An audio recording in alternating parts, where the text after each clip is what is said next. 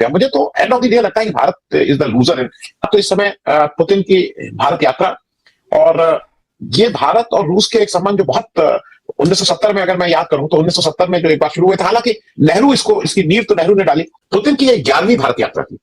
चीन एक ऐसे वक्त में यहाँ पे आए हैं जबकि वो सोवियत संघ के नेता तो है नहीं, वो उस सोवियत संघ के नेता नहीं है जो कि भारत दुनिया में एक स्थापित द्वितीय विश्व युद्ध के बाद में सुपर पावर था और अमेरिका से शीत युद्ध में होड़ किया करता था।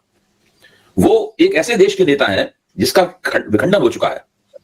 सोवियत संघ के दूसरे देश हैं, उससे निकल चुके हैं और उसी में से एक देश के साथ वो युद्ध कर रहे हैं जो पहले उनके सोवियत संघ का सदस्य था, यूक्रेन, उसके साथ वो लगातार युद्ध कर रहे हैं। तो एक तो ये परिवर्तन काफी हो चुका है और पुतिन से भी ज्यादा तेजी के साथ में दुनिया में एक दूसरी शक्ति उभर रही है, इसका नाम चीन है। हालांकि चीन से पुतिन की दोस्ती, चीन और पुतिन दोनों एक दूसरे के साथ में दोस्ती है और दोनों एक दोस्ती में दोनों अमेरिका के खिलाफ खड़े हुए हैं। पुतिन के भारत आने के पीछे उनका अपना उद्देश्य ये था कि वो दुनिया को दिखाना चाहते थे अकेले नहीं है, उनको अकेला मानना उचित नहीं है। वो दरअसल भारत जैसा बड़ा देश, दुनिया का सबसे बड़ा लोकतंत्र भी उनके साथ है और वो अपने इस काम में कामयाब रहे।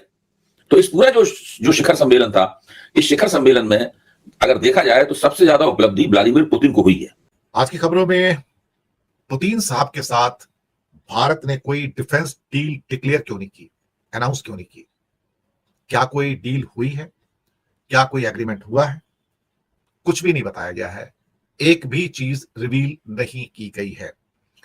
लेकिन डिफेंस इंडस्ट्री के अंदर ऐसी कोई डील नहीं है जो बहुत दिनों तक छुप सके या लोगों के सामने ना आए, ऐसा नामुमकिन है। तुर्की पाकिस्तान के अंदर ड्रोन की एक फैक्ट्री लगाने जा रहा है। जी हाँ, तुर्की के ड्रोन्स काफी फेमस हैं। तो ड्रोन्स की वीडियो के लिए आपने अगली वीडियो का इंतजार करना है, उसमें मैं डिटेल से आपको भारतीयों की चीखें सुनाऊंगा कि पाकिस्तान में जो ड्रोन प्रोडक्शन शुरू होनी है उस पर भारतीय अब क्या कुछ कह रहा है। पाकिस्तान के अंदर एक फैक्ट्री लगाने जा रहा है। क्यों एक डील नहीं हो पाई है रशिया के साथ डिफेंस की, या फिर डिक्लेयर नहीं किया गया है? अल्टीमेटली मसला क्या है? मुझे लगता है कि कुछ ना कुछ तो पर्दे के पीछे तो हुआ है।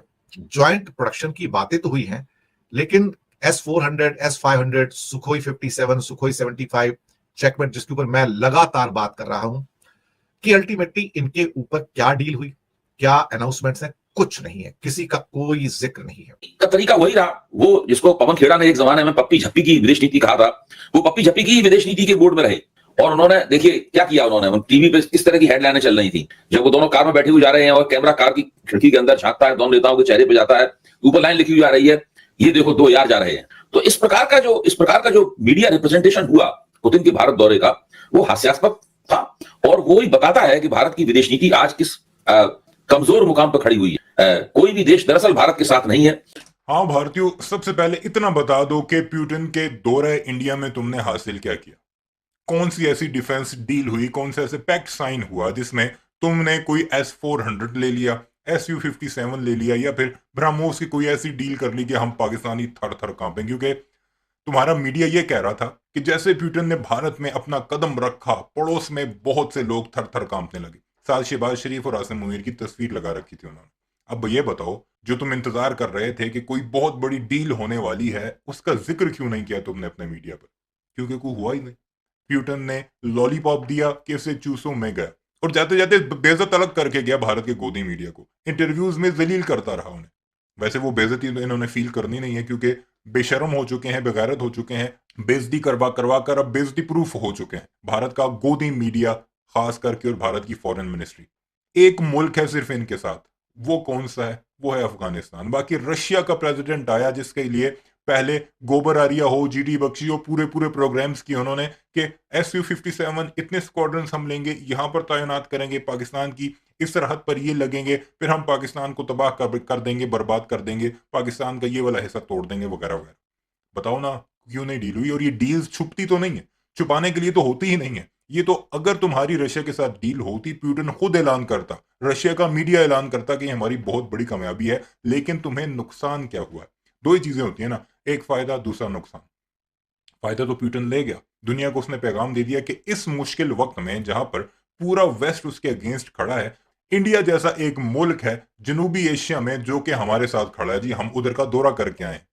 अब तुम्हें नुकसान क्या हुआ है? वही अमेरिका, वही यूरोपीय यूनियन, वही ऑस्ट्रेलिया, इंग्लैंड और जितना भी पूरे का पूरा वेस्ट है, अब तुम्हें तुम्हारी औकात दिखाएगा जबरदस्त करके। पुतिन को तो तुमने बुला लिया, हासिल भी कुछ ना हुआ, वही कहते हैं ना कि खाया पिया कुछ नहीं, गिलास तोड़ा 12 आने। अब तुम्हारे साथ ये सब कुछ होगा और देखते जाओ। और वो वीडियोस याद रखिएगा, मैं आपको जरूर बताऊंगा बहुत जल्द। जो भारत को तत्ती तत्ती चपेड़े पड़ेंगी ना वेस्ट से, उसका मजा आपको जरूर आना है। अगर भारत प्यूटन से कुछ हासिल कर लेता तो ये उनकी कामयाबी होती। कोई डील नहीं हासिल कर सका, कोई बड़ा एग्रीमेंट नहीं हासिल कर सका, सिर्फ एक लाइन कि हम आपस में ट्रेड और डिफेंस में एक दूसरे को मजीद ताउन करते नजर आएंगे। ये तो हर कोई कहता है।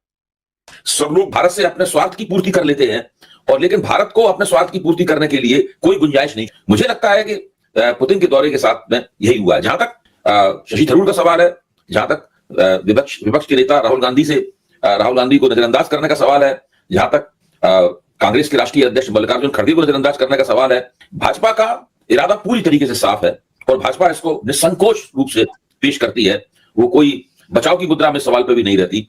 वो किसी भी तरीके से विपक्ष मुक्त भारत बनाना चाहती है। शशि थरूर की शख्सियत विपक्ष मुक्त भारत बनाने में भाजपा की औजार बन गई। भाजपा उनके जरिए जो नेता विपक्ष है उसकी उपेक्षा कर रही है, सरकार उनकी उपेक्षा कर रही है, और शशि थरूर को उनकी जगह लाकर ये बताना चाहती है कि उसे देश के 60% से ज्यादा जो मतदाता हैं, उन मतदाताओं की जो नुमाइंदगी करने वाला नेता है, उसकी उन्हें कोई परवाह नहीं है। सिर्फ ये कह के कि हमारी पुरानी डिफेंस पार्टनरशिप है, हम ज्वाइंट रिसर्च करेंगे, ज्वाइंट डेवलपमेंट करेंगे, को प्रोडक्शन करेंगे, एडवांस टेक्नोलॉजी को शेयर करेंगे, बस इतना ही है। इसके आगे कुछ भी अनाउंस नहीं किया गया है। को मैन्युफैक्चरिंग की बात की गई है मेक इन इंडिया के अंतर्गत, और टेक्नोलॉजी ट्रांसफर का भी सपोर्ट की बात की गई है, लेकिन अल्टीमेटली कोई अनाउंसमेंट नहीं है, कोई फॉर्मल डिक्लेरेशन नहीं है। दुनिया भर की निगाहें थी कि अल्टीमेटली किस किस्म का एक एग्रीमेंट दोनों के बीच में होता है। S-400 तो ले भी सकते थे, ऑलरेडी 3 आ चुके हैं, 2 आने बाकी हैं, 2-3 और भी लेने की बात हो रही थी। लेकिन बार बार ये कहना है कि पर्दे के पीछे हो रहा है, पर्दे के पीछे हो रहा है, तो ये कुछ बात थोड़ी हजम नहीं होती है। देखिए, दुनिया में जितनी भी डिफेंस डील होती है, आप उसको छुपा नहीं सकते। अल्टीमेटली आप कुछ भी देंगे वो पर्दे के सामने आएगा। खासतौर से आज की डेट में तो अगर आप कुछ चीज बनाने की कोशिश करते हैं तो सैटेलाइट की पिक्चर सब कैच कर लेती हैं, जैसे कि चाइना क्या कर रहा है, किस किस्म की उसकी इंस्टॉलेशंस हैं, या उसके रनवेज हैं, हेलीपैड्स हैं, हो सकता है कि मिलिट्री इंस्टॉलेशंस हैं, सबके फोटोग्राफ्स आ जाते हैं। तो कुछ नजरों से आज की तारीख में बच नहीं पाता है।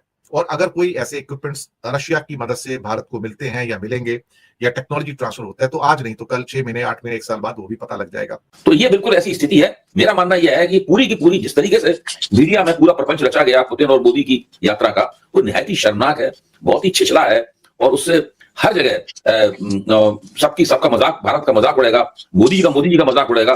मेरी समझ में नहीं आता कि विदेश नीति ऐसे गंभीर प्रकरण को वो इतने छिछले स्तर पर क्यों ला देते हैं। जैसे कि मोदी जी की व्यक्तिगत दोस्ती के आधार पर सब हो रहा है, हम सब लोग जानते हैं, और जो इसके लिए विदेश नीति का आचार्य होने की आवश्यकता नहीं है कि विदेश नीति में व्यक्तिगत दोस्ती का कोई महत्व नहीं होता। विदेश नीति में राष्ट्रीय हितों का महत्व होता है, और उसमें कोई किसी को रियायत नहीं देता। बातें सब नरम नरम और मीठी मीठी होती हैं, स्वागत सत्कार खूब होता है, वो ठीक है, आप स्वागत सत्कार कीजिए। क्लिंटन यहाँ आए थे, उनके भी स्वागत सत्कार की बड़ी धूम थी, बड़ा मीडिया रिप्रेजेंटेशन हुआ था उनके स्वागत सत्कार का। पुतिन का भी स्वागत सत्कार था, उनके लिए फलाने लैम्प की मुगलाई लैम्प बनाया गया, ये सब मौर्या में ठहराया गया, ये सब बातें ठीक है। लेकिन आप देखिए कि कुल मिलाकर इस दौरे में किसको क्या मिला।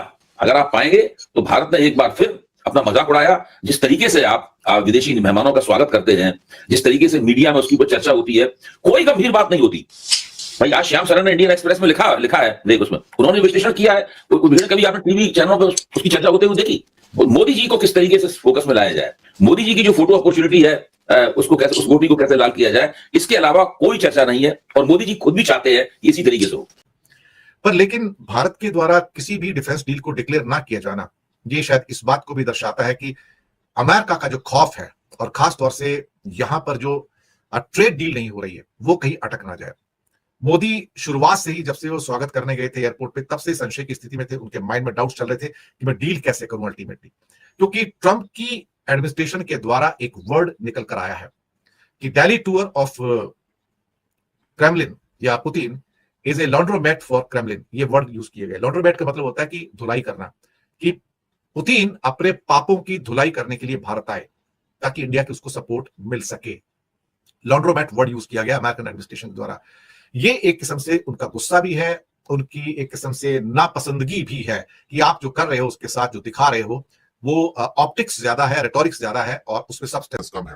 हाँ, ये बड़ा वैलिड पॉइंट है दोनों तरफ से, रशिया और इंडिया। रशिया को भी इंडिया पर एतमाद नहीं, क्योंकि तेल बंद कर दिया ट्रंप के कहने पर। मैंने आपको डिटेल में वीडियो दिखाई थी ना, ये अंबानी वगैरह जो तेल खरीदा करते थे क्रूड ऑयल, वो लेना बंद कर दिया है रशिया से। और इस पर गुस्सा तो होगा रशिया, क्योंकि एक बड़ी अमाउंट आती है भारत में, खपत बहुत है, और भारत ना सिर्फ अपने लिए मंगवाता था बल्कि साफ करके यूरोप को भी बेचता था। और दूसरी सबसे अहम बात, अमेरिका का डंडा, अमेरिका का डर। भारत के पर्सपेक्टिव से देखा जाए तो वो इसलिए भी पीछे हटे हैं कि अमेरिका और भारत की जो ट्रेड डील होनी है नियर फ्यूचर जब भी होगी अमेरिका की शर्तों पर, उसमें कोई भी रखना ना डले। इसलिए प्यूटन का दौरा तय था, वो आया, गप्पे शप्पे मारी, जप्पियां शप्पियां लगाई और खा पी कर वो वापस। ये सब कुछ चलता रहा भारत में, और भारत का मीडिया क्या कुछ करता रहा। आप सुने तो आप सर पकड़ कर बैठ जाएं कि इतना घटिया मीडिया, इतना तुम गिर सकते हो, इतनी बेशर्मियां।